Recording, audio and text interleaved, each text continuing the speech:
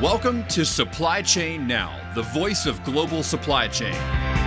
Supply Chain Now focuses on the best in the business for our worldwide audience, the people, the technologies, the best practices, and today's critical issues, the challenges and opportunities.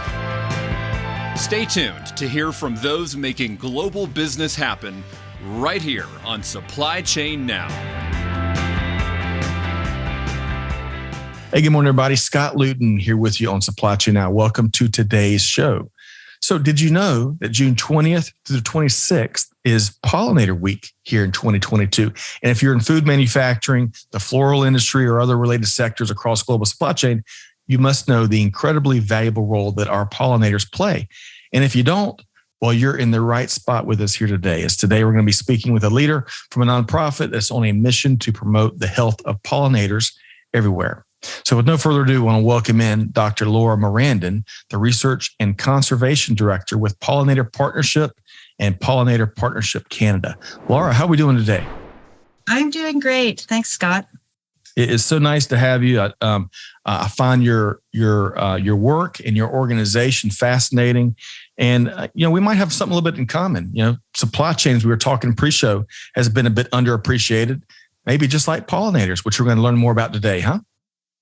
Well, I think supply chains could use some more marketing for maybe the title of them to make them a little more appealing to people. But yes, they're very important. And pollinators are definitely an integral part of supply chains.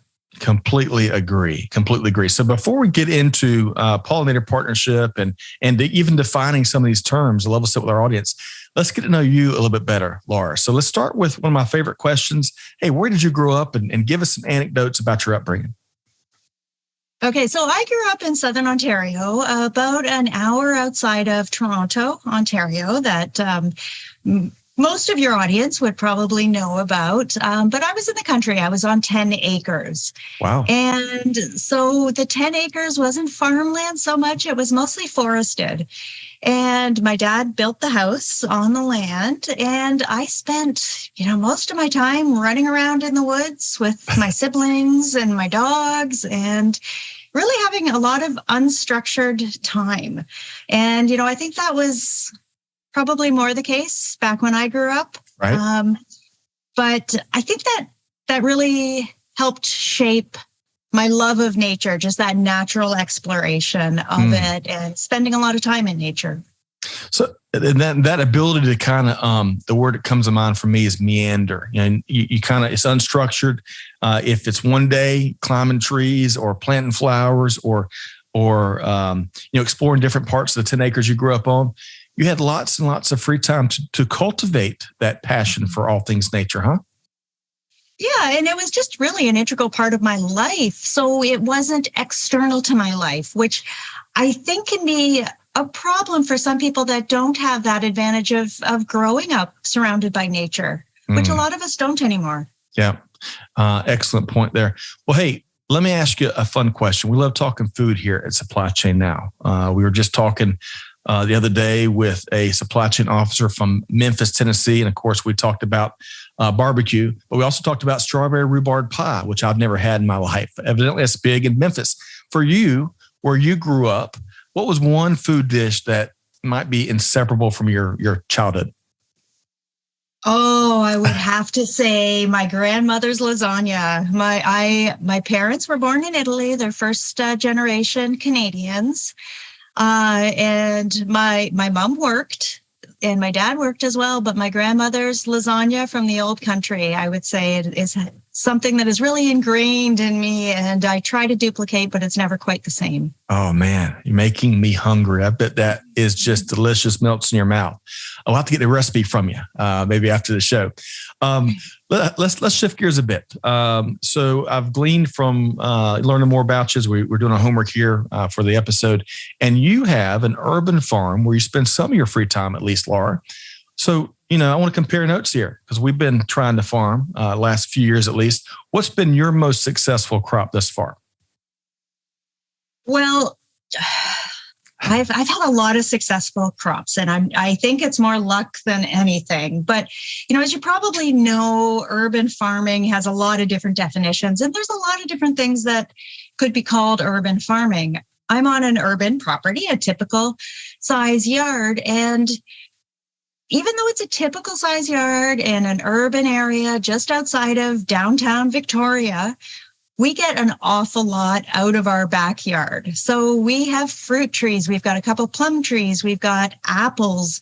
We've got grapes, figs, haskell's we're starting to grow. So we have a lot of fruit. And as you might know, if you grow fruit trees, it kind of goes up and down what you get from fruit trees. Some years is just crazy and you got to get out your canning supplies and do a lot of canning and share with neighbors. So that was last year for us. I'm not sure what this year is going to look like, but we had an awful lot of fruit last year. We also have quite a large vegetable garden, and instead of planting a couple things a lot, I like to have a lot of everything. So we could get most of our vegetables actually out of our backyard all summer. Peas and beans, like we were talking about just a little bit earlier, a lot of different types of beans, squashes and tomatoes. Tomatoes are a little difficult up here in Canada. We don't always get the heat we need, but we've got lots of green tomatoes anyways. And some years we get good red tomatoes. But a lot of lettuces. And so my family kind of groans and moans because I'm like, hey, it's another lettuce dinner, guys. But yeah, lots of vegetables, lots of fruit. We also have chickens. So we get way too many eggs over the summer. They still lay over the winter, but it's a more reasonable amount. So in the summertime, we give away a lot of our eggs because we have so many. Wow. You really have a full-fledged urban farm. It's a normal size backyard. Everybody can do this. Well, I will say though, we did have ducks. Don't do ducks in urban areas. They are gross and messy and they're so fun and interesting, but they are very messy and stinky. So we don't have our ducks for eggs anymore, but we do have quail now as well. And quail produce a lot of eggs. So one of my kind of most fun things to do is to do a backyard dinner. So let's get all our dinner from the backyard. And that's a fun challenge. I love that. Okay. So we're going to have to compare notes after the show, and I'm going to have to get some pictures as well of your gardens. I don't know about you. For me, I didn't really pick up even a little bit of gardening we do. Because we're rookies, we're newbies. But it was really the middle of the pandemic here, middle of lockdown. And for me, it really, getting in the backyard and getting our hands dirty and planting stuff and watering and, stringing the green beans we were talking about. So therapeutic. And you could just feel the stress just kind of just melt away from you. Is that same experience on your end? That is so much a part of it, Scott.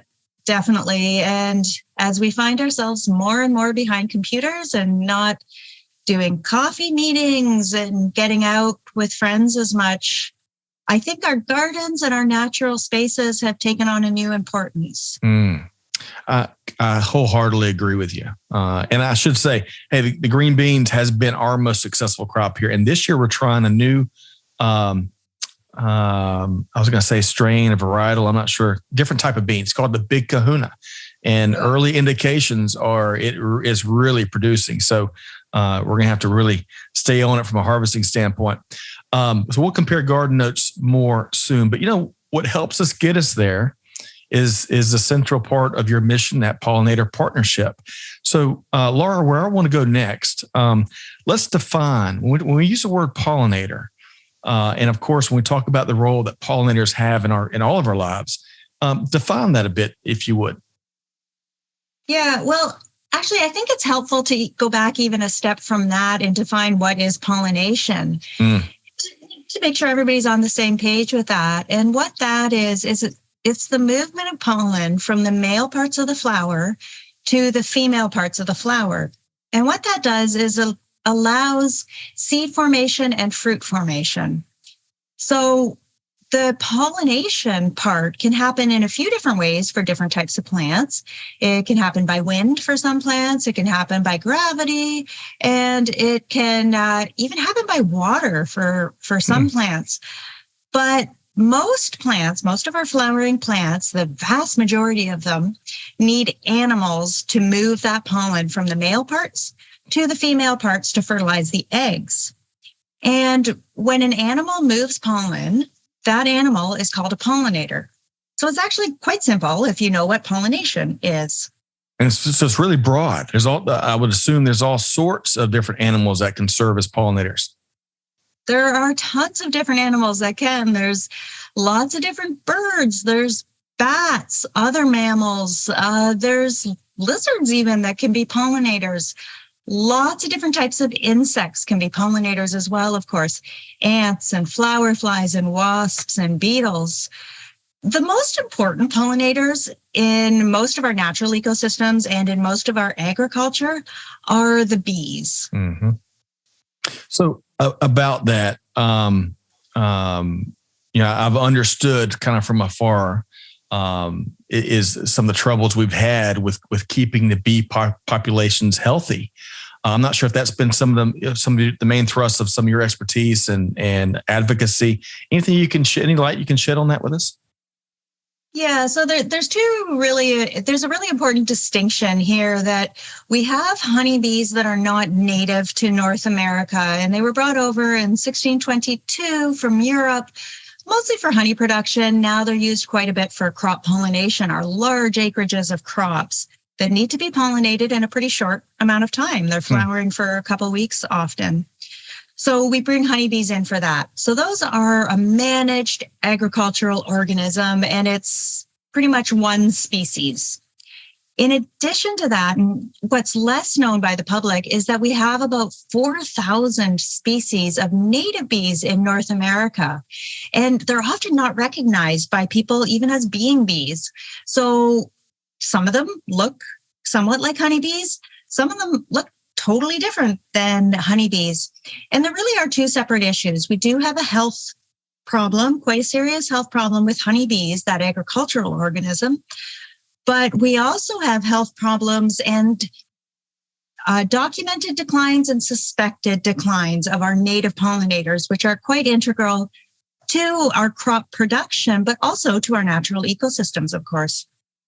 So, and with your last statement, it kind of goes far beyond the honeybee, what's more commonly known. A lot of pollinators are at risk. Is that a fair statement? Yeah, a lot of pollinators are at risk, and there's some main factors that are impacting all pollinators. So it's not just the honeybees. That's the first thing that people usually know about. It's not just the native bees. It's also all those other pollinators that I mentioned earlier. They're all facing these health challenges. Well, so I don't know if we want to get into some of the programs that your organization, which is a nonprofit, that's addressing it. Would you like anything you'd like to specify in terms of some of the health risks that are impacting pollinators before we go there? Yeah, sure. So one of the biggest ones is loss of habitat. Anybody can see this when you fly over North America or you take a walk anywhere. We're converting a lot of our land for different reasons into areas that are not really conducive to supporting pollinators and other wildlife. So we have really large acreage of cropland that doesn't have a lot of wildland integrated within it. We have a lot of urban areas and we have a lot of industrial areas.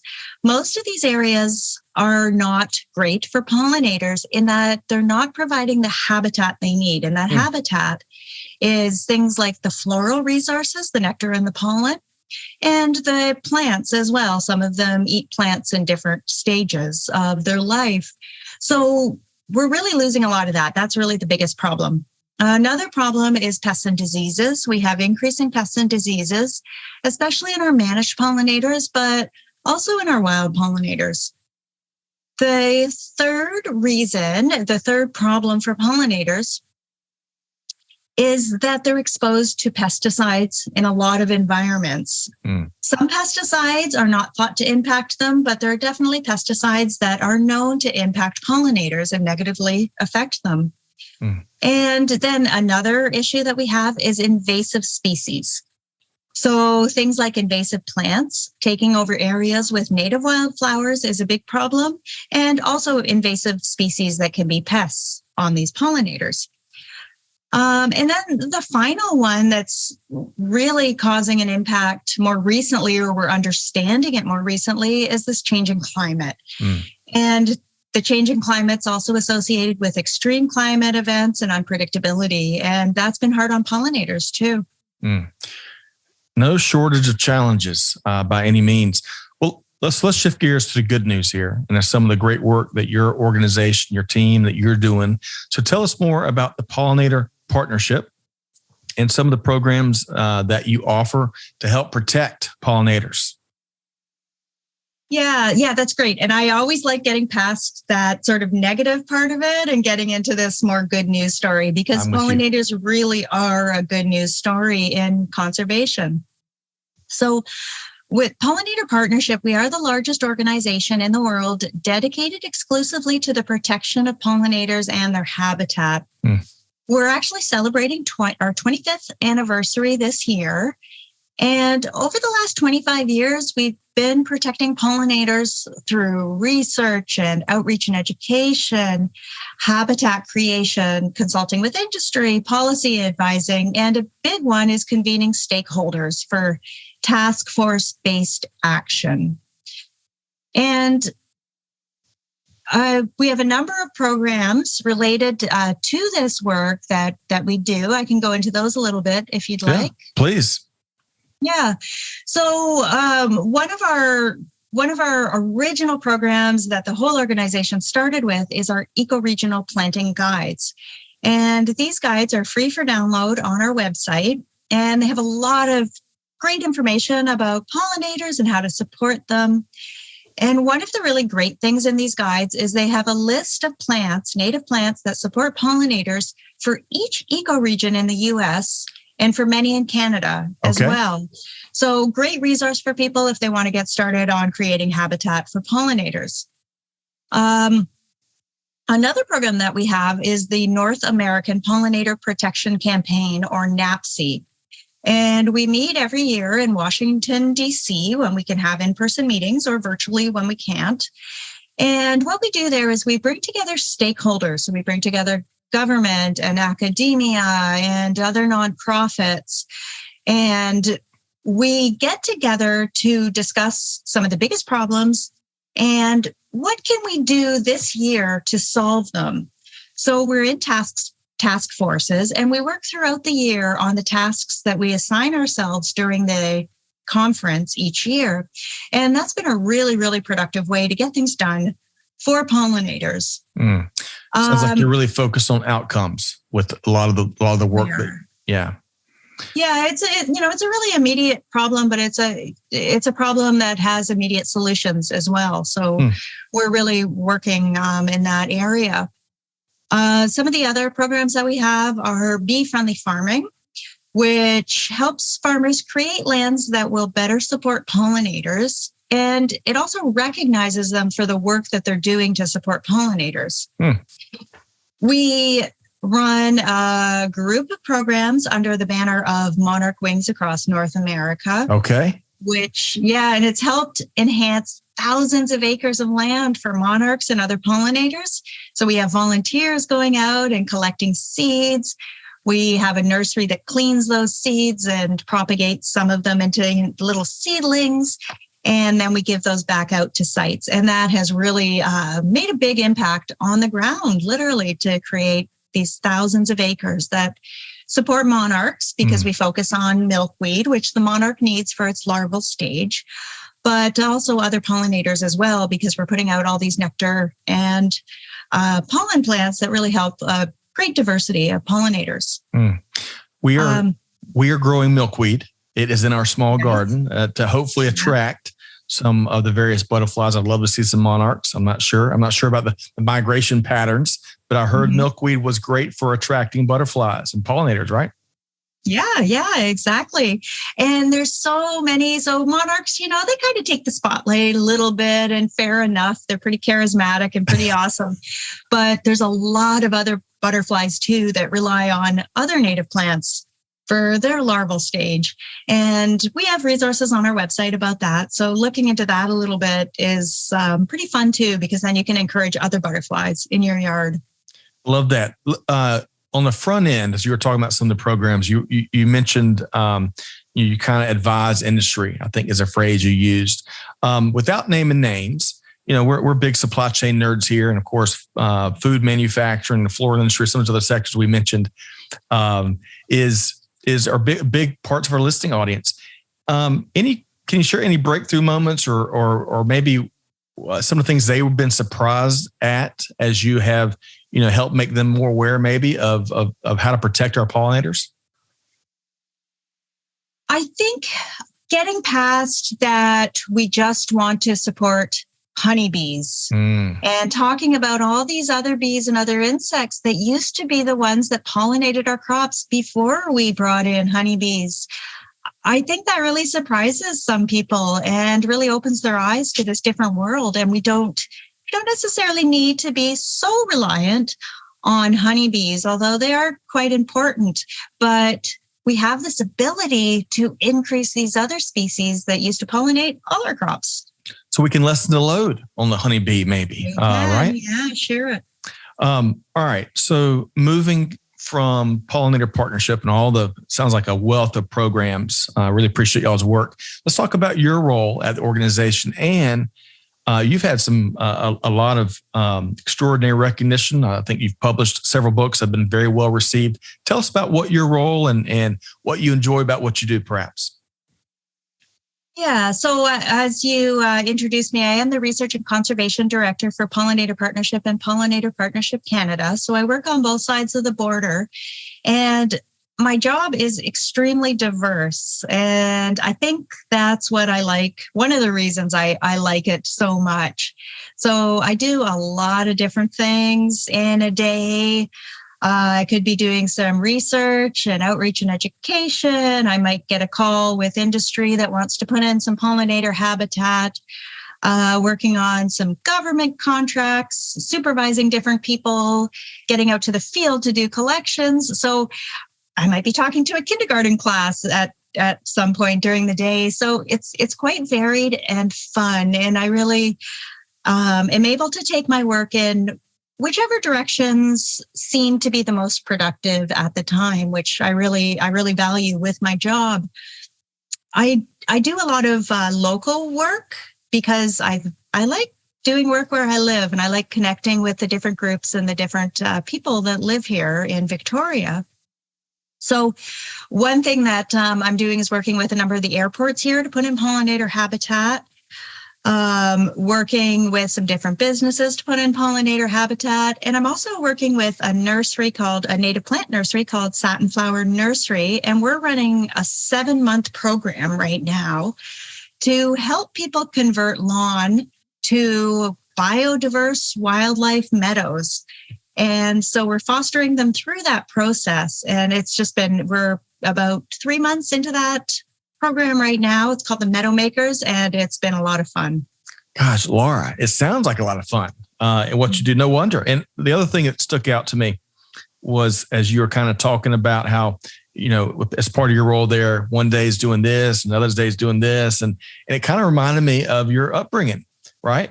Where you kind of went with where your interest happened to be, or where you wanted to be maybe on any particular day. So lots of commonalities here, huh? Oh, that's a good connection that I hadn't made yet. Thank you.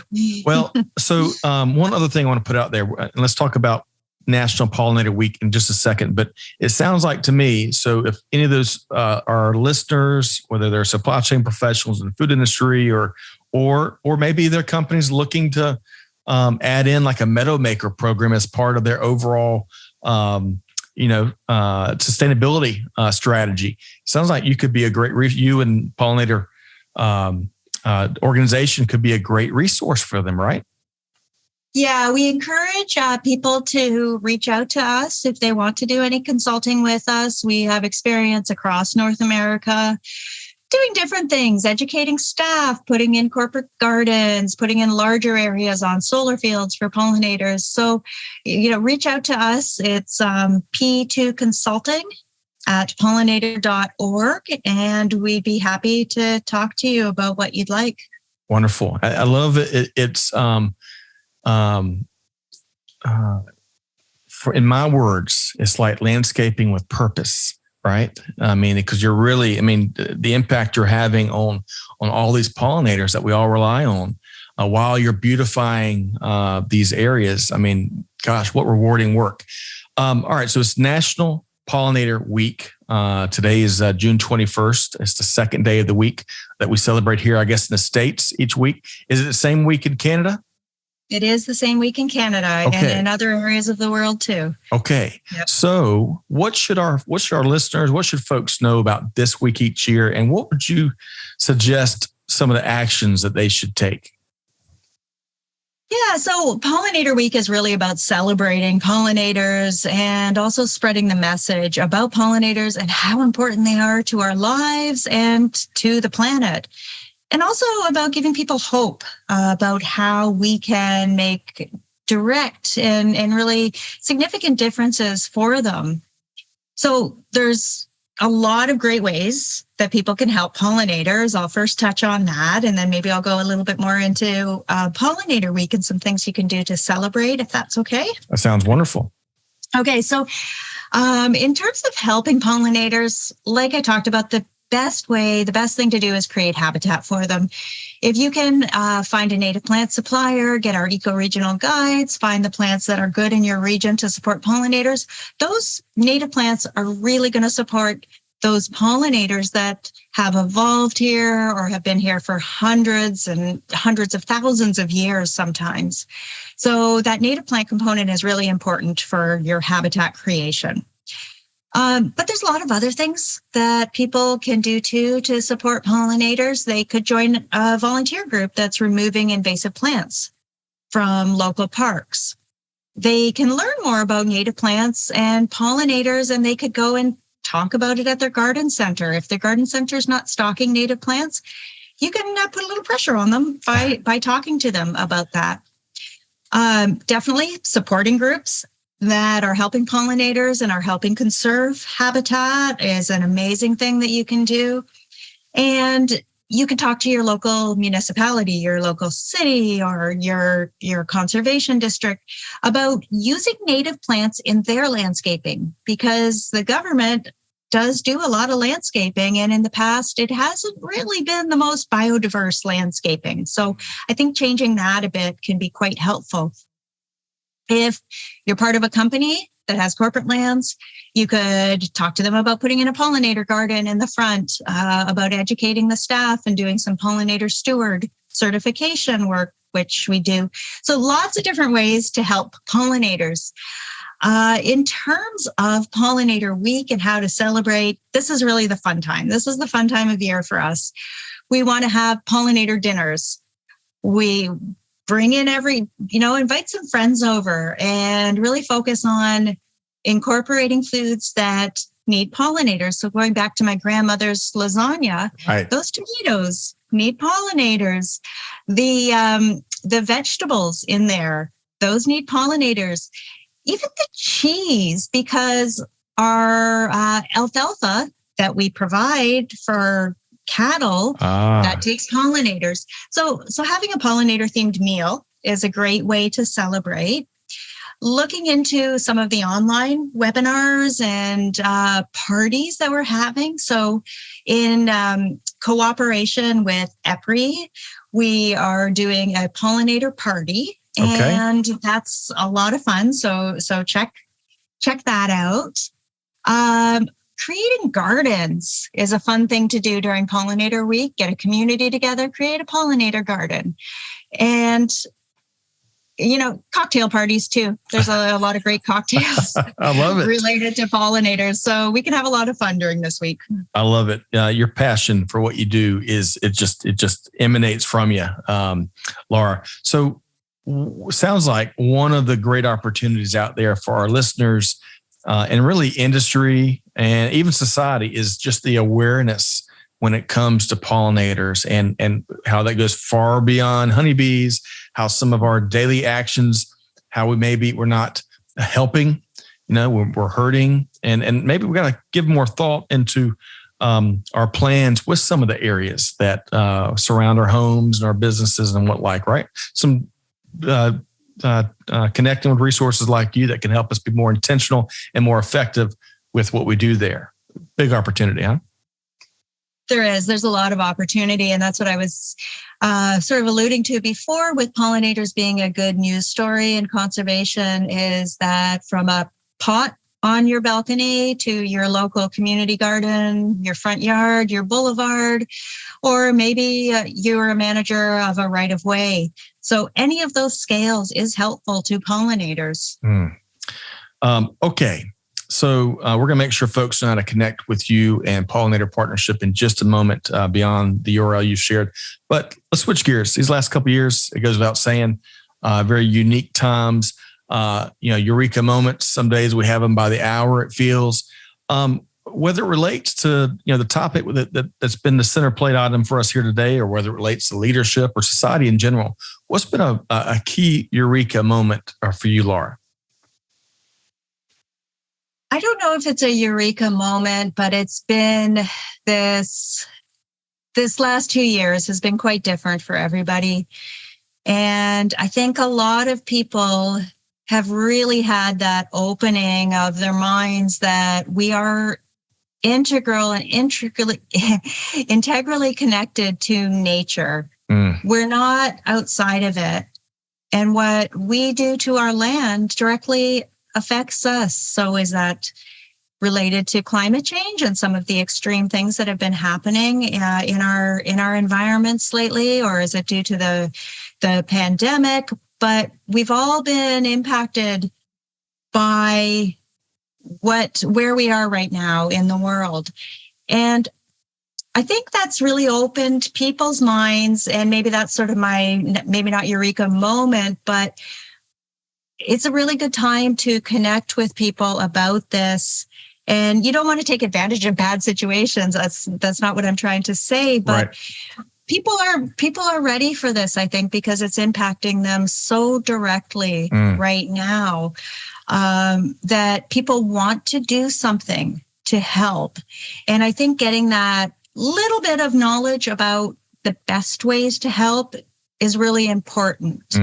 And in terms of pollinators and seeing this through the pollinator lens, we can help with that. Right. And it's a really good way to look at it, because to support pollinators, you're creating habitat, which is really helping so many different things, so many different parts of our world. Completely agree. And Lora, one of the things you kind of touched on there, and maybe one of the reasons why some more folks are taking action, they're open to it, they're having their own Eureka moments, is, for those folks that maybe are geared like me. I'm a big problem solver, right? I've had people listen to me. I don't need you to solve my problem. I just need you to listen to me. But hey, I'm hammer meets nail, right? I want to hear a problem, fix it.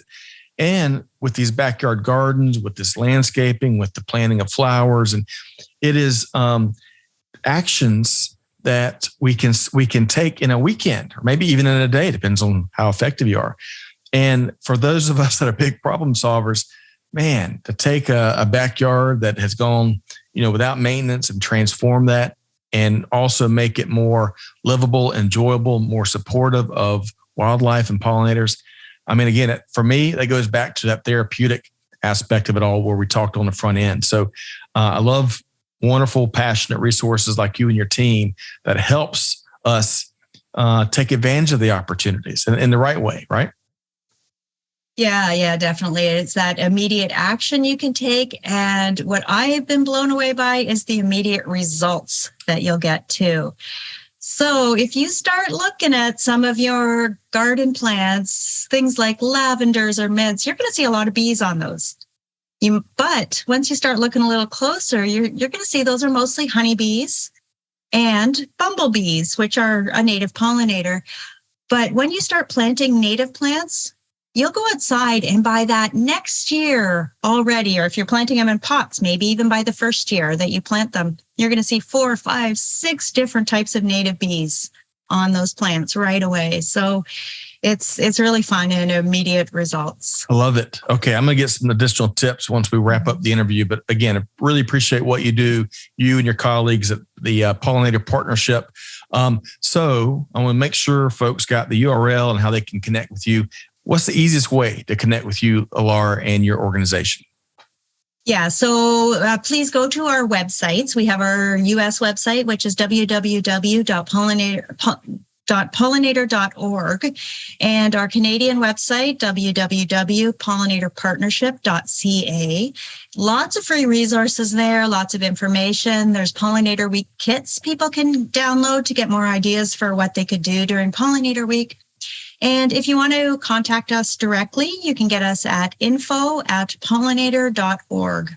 Oh, it's just that easy. Great. And we're going to make it even easier. We're going to put the links for each of those the different aspects of the organization on the episode page. So you're one click away from connecting with our new friends at Pollinator Partnership. Hey, to our listeners, hey, out there fighting the fires, doing the good, doing the noble mission across global supply chain. Hey, you got some great opportunities here to help you de-stress while helping all of our dear pollinators out there. Lora, thank you so much for your time and what you do. I feel like I have, I thought I kind of knew something coming in this conversation. Man, you have opened up my eyes to all I didn't know about our pollinators and beyond. Oh, well, thanks so much for having me on, Scott. You bet. We'll have to reconnect with you soon. Big thanks to Dr. Lora Morandin, again, Research and Conservation Director with Pollinator Partnership and Pollinator Partnership Canada. Lora, we look forward to reconnecting with you soon. Great. Thank you. And to our listeners, hopefully you enjoyed this conversation as much as I have. Hopefully you've had a bit of a Eureka moment, maybe over the last hour. Hey, find a way to celebrate Pollinator Week, right? It runs June 20th through the 26th. It sounds like across North America and really the globe. Taking action. It's all about taking action, right? Deeds, not words. Lora gave us plenty to act on here today. Again, hopefully you've enjoyed this conversation. Scott Luton challenging you, all of our listeners, all of us really, do good, give forward, be the change that's needed. Take those simple steps. Always something you can do. Keep moving forward. And we'll see you next time right back here on Supply Chain Now. Thanks, everybody. Thanks for being a part of our Supply Chain Now community. Check out all of our programming at supplychainnow.com and make sure you subscribe to Supply Chain Now anywhere you listen to podcasts. And follow us on Facebook, LinkedIn, Twitter, and Instagram. See you next time on Supply Chain Now.